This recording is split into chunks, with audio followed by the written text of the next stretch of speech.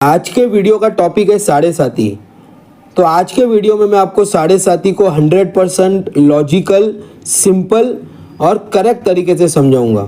दोस्तों, मेरे YouTube channel के प्लेलिस्ट में जाके आप मेरे सब एस्ट्रोलॉजी के वीडियोस देख सकते हैं। ये आप स्क्रीन पे देखिए, आपको प्लेलिस्ट के ऑप्शन में जाना है और प्लेलिस्ट के ऑप्शन में जाने के बाद में 100% लॉजिकल एस्ट्रोलॉजी के ऑप्शन में जाना है। यहाँ पे आप मेरे सब एस्ट्रोलॉजी के वीडियोस देख सकते हैं। जो भी वीडियो आपको अच्छा लगे उसे लाइक करना, दूसरों के साथ में शेयर करना और चैनल को प्लीज सब्सक्राइब करना। मेरे से कंसल्टिंग करने के लिए आप मेरे व्हाट्सएप नंबर पे डेट टाइम प्लेस भेज सकते हैं। अभी बात करते हैं आज के टॉपिक की, साढ़े साती। दोस्तों, साढ़े साती से रिलेटेड बहुत सारे गलत फहमी है, बहुत सारे गलत उपाय लोग कर रहे हैं, बहुत सारे लोग साढ़े साती से डरते हैं। तो मैं आपको बहुत ही सिंपल तरीके से समझाऊंगा कि साढ़े साती में एग्जैक्टली क्या होता है। हमें सबसे पहले समझना है कि शनिदेव किसी भी एक राशि में 2.5 साल होते हैं।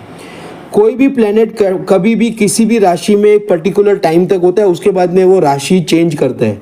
जैसे फॉर एग्जांपल सबसे फास्ट मूविंग प्लेनेट है मून, चंद्रमा, जो कि किसी भी राशि में 2.5 दिन से ज़्यादा नहीं होते हैं। और शनिदेव किसी भी एक राशि में 2.5 साल तक होते हैं। तो अभी आप सबको पता होगा कि करंटली गोचर में शनिदेव कुंभ राशि में, जो कि उनकी एक मूल त्रिकोण राशि है, उसमें भ्रमण कर रहे हैं और 2.5 साल शनिदेव इस राशि में होंगे और उसके बाद में मीन राशि में जाएंगे और वहाँ पे भी फिर वो 2.5 साल होंगे।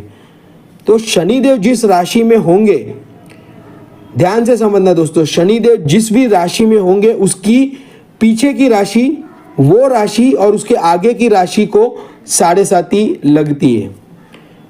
अभी शनिदेव कुंभ राशि में है, मतलब 11 नंबर में है। तो 11 नंबर के पीछे आता है 10 और 11 नंबर के आगे आता है 12। तो 10, 11 और 12 नंबर पे साढ़े साती चल रही है। 10 नंबर राशि मतलब मकर राशि, 11 नंबर राशि मतलब कुंभ राशि और 12 नंबर राशि मतलब मीन राशि। तो जैसे मैंने समझाया कि शनिदेव एक राशि में 2.5 साल रहते हैं, मतलब मकर राशि का 2.5 साल पकड़िए आप, कुंभ राशि का 2.5 साल और मीन राशि का 2.5 साल, तो सब मिला के होता है 7.5 साल। तो ये 7.5 साल का साढ़े साती होता है। तो ये जो साढ़े साती है, ये हर एक के जीवन में आती है, इससे डरने की बात नहीं है। जैसे कि दूसरे सब ग्रह अपनी राशि बदलते हैं, वैसे ही शनिदेव बदल रहे हैं। इसमें कुछ बड़ी बात नहीं है, ज़्यादा डरने की बात नहीं है। बहुत ही लॉजिक से समझने की कोशिश करना। अभी कुंभ राशि पे साढ़े साती चल रही है, तो क्या जितने भी कुंभ राशि के जातक है सबका टाइम खराब चल रहा है साढ़े साती की वजह से? इसका जवाब है नहीं। दोस्तों, आज मैं आपको 2 कंडीशन समझाऊंगा। अगर ये 2 कंडीशन आप समझ गए, भले आपके ऊपर साढ़े साती है, लेकिन आपके ऊपर अगर ये 2 कंडीशन लागू हो रही है तो आपको साढ़े साती का बिल्कुल नेगेटिव रिजल्ट्स नहीं मिलेगा। फिर से मैं बता रहा हूँ, साढ़े साती आपके ऊपर लगी हुई है, लेकिन ये 2 कंडीशन भी आपकी कुंडली पे सेटिस्फाई हो रहे हैं तो साढ़े साती की जरूरत नहीं है। और ये 2 कंडीशन बहुत लोगों को नहीं पता होती है। लोगों को तो छोड़िए, बड़े बड़े ज्योतिष इसके ऊपर ध्यान नहीं दे रहे। अगर आप ये 2 कंडीशन समझ गए तो आपको जो भी ये पोंगा पंडित लोग गलत गलत उपाय करा के, गलत स्टोन पहना के हजारों लाखों रुपया ले रहे हैं, चलो पैसा गया तो गया, लेकिन आपको नेगेटिव उपाय करके नेगेटिव रिजल्ट्स मिल रहे हैं, उसका क्या? गलत गलत पूजा करा रहे हैं, पूजा में हजारों रुपया आपसे लिया जा रहा है। क्यों? क्योंकि आप साढ़े साती से डर रहे हैं, आप साढ़े साती को नहीं समझते। तो ये 2 कंडीशन आप समझ जाना। पहला कंडीशन ये है कि अगर आपकी कुंडली में कोई बहुत ही पॉजिटिव ग्रह की महादशा चल रही है, जो आपकी कुंडली का बहुत ही योग कारक ग्रह और बहुत ही अच्छे हाउस पे बैठा है। दोस्तों, महादशा का मतलब क्या होता है कि वो ग्रह एक्टिव है और वो पॉजिटिव ग्रह की महादशा चल रही है, तो आपका 65 से 75% रिजल्ट वो ग्रह का मिलेगा जिसकी महादशा चल रही है। तो शनिदेव की साढ़े साती आपका बहुत ज्यादा नेगेटिव कुछ कर नहीं पाएगी, क्योंकि currently you are going through mahadasha of extremely positive planet. तो कंडीशन नंबर 1 आपको देखना है कि आपकी कुंडली में कौन से ग्रह की महादशा चल रही है। अगर वो आपके लग्नेश का मित्र है, अच्छे हाउस में बैठा है, अच्छे डिग्रीज पे बैठा है और बहुत ही अच्छे योग बना के बैठा है, तो आपको बिल्कुल साढ़े साती से डरने की जरूरत नहीं है। दूसरा कंडीशन दोस्तों, अगर आपकी कुंडली में, ध्यान से समझना, ये कंडीशन बहुत कम लोगों को पता है, अगर आपकी कुंडली में शनिदेव की पोजीशन अच्छी है और अगर आपकी कुंडली में चंद्रदेव की पोजीशन अच्छी है। दोस्तों, शनिदेव एक ऐसे प्लेनेट है जो खराब होंगे ना तो आपको व्यर्थ की मेहनत कराएंगे, व्यर्थ का आपसे परिश्रम लेंगे। और चंद्रदेव एक ऐसे प्लेनेट है जो खराब होंगे तो आपको व्यर्थ की मानसिक पीड़ा देंगे। इतनी छोटी छोटी बातों पे आप ओवर थिंकिंग कर करके टेंशन, डिप्रेशन में आ जाते हो। तो अगर आपकी कुंडली में शनिदेव और चंद्रदेव अच्छे प्लेस्ड हैं तो भी आपको साढ़े साथी से डरने की जरूरत नहीं है, भले आपके ऊपर साढ़े साथी चालू है। अगर आपके ये दोनों कंडीशन सेटिस्फाई हो रहे हैं कुंडली में, तो शनिदेव की साढ़े साथी भले आप पे चल रही है लेकिन उसका नेगेटिव रिजल्ट्स आपको नहीं मिलेगा। इसको मैं जरा लॉजिक से भी समझा देता हूँ। देखो दोस्तों, कंडीशन नंबर 1 क्या है कि आपका पॉजिटिव प्लेनेट, योग कारक प्लेनेट का महादशा चल रहा है जो कि बहुत ही अच्छे हाउस में सिचुएटेड है, तो वो आपको अच्छा ही रिजल्ट्स देगा। तो साढ़े साथी आपका क्या बिगाड़ लेगी, क्योंकि पॉजिटिव प्लेनेट आपको अच्छा रिजल्ट्स देने वाला है और 65 to 75% वो एक्टिव है।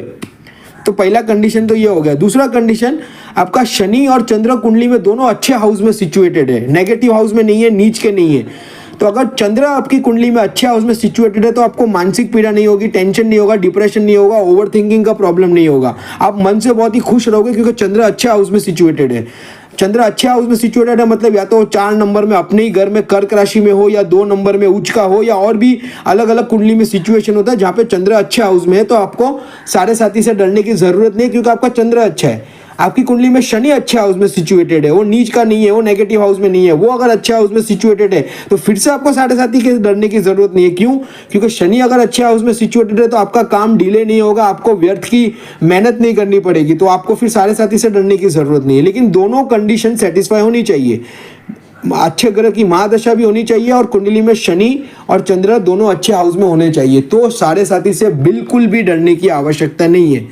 लेकिन दोस्तों, अगर दोनों में से सिर्फ एक कंडीशन सेटिस्फाई हो रही है, जैसे कि महादशा तो अच्छे प्लेनेट की है लेकिन कुंडली में शनि भी खराब हाउस में है और चंद्र भी खराब हाउस में है, तो फिर आपको साढ़े साथी का नेगेटिव रिजल्ट्स थोड़ा सा जरूर मिलेगा, क्योंकि शनि और चंद्र दोनों नेगेटिव है।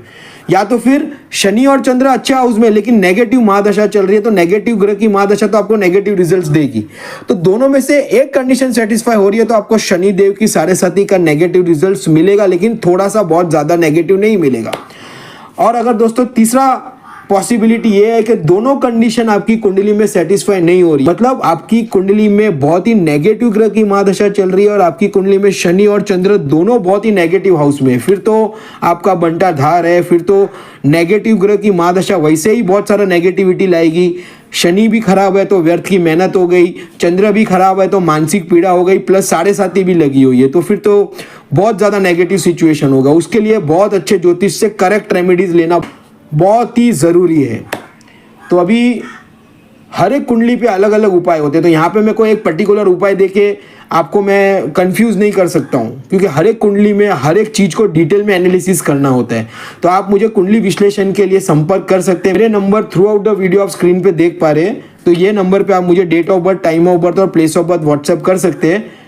जितना हो सके ये वीडियो को शेयर करना, जिससे लोगों को साढ़े साथी से रिलेटेड जो भी गलत फहमी है दूर हो, और चैनल को प्लीज सब्सक्राइब करना। And thanks a lot for watching this video.